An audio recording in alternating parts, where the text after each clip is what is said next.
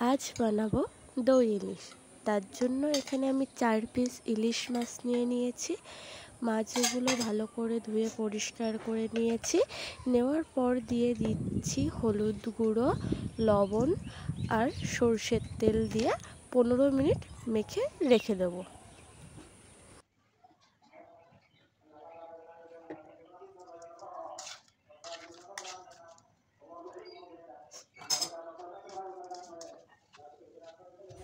এবার একটা বাটি নিয়ে নিয়েছি। বাটির উপরে একটা ছাঁকনি দিয়ে দিচ্ছি টক দই। আমি এখানে 100 গ্রাম টক দই নিয়েছি। এবার টক দইটা জলটা ঝরিয়ে নেব।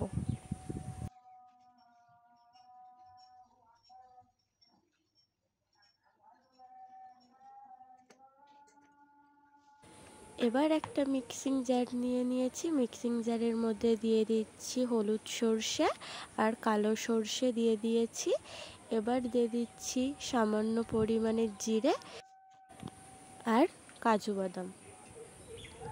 তারপরে দিয়ে দিলাম পোস্ত, 5টা কাঁচা লঙ্কা দিয়ে একটু লবণ দিয়ে মিক্সিতে ভালো করে পেস্ট বানিয়ে নেব।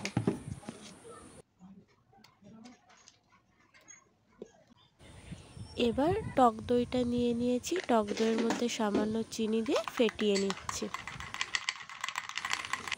লবণ হলুদ মাখানো মাছের ভিতরে দিয়ে দিলাম মশলাটা দিয়ে ভালো করে মাখিয়ে নিচ্ছি।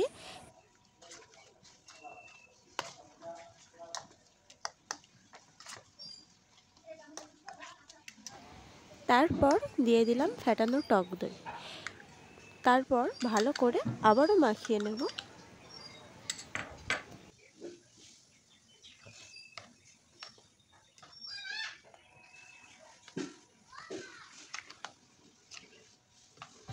এবার আমি একটা টিফিন বক্স নিয়ে নিয়েছি।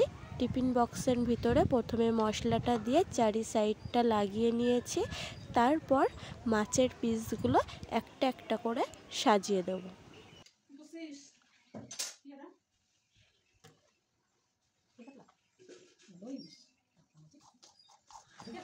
এবার বাকি মশলাটা মাছের উপরে দিয়ে দেব।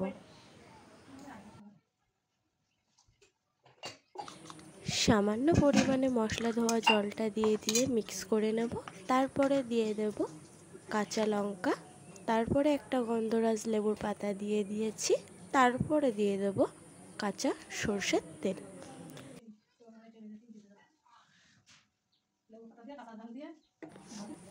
এবার টিফিন বক্সটা বন্ধ করে ভাপ দিতে চলে যাব। 30 মিনিট ভাপ দিয়ে নিয়েছি।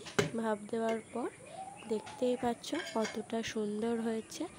গরম গরম ভাতের সাথে এই রেসিপিটা জাস্ট জমে যাবে। একবার হলেও ট্রাই করবে, আশা করি তোমাদের ভালো লাগবে।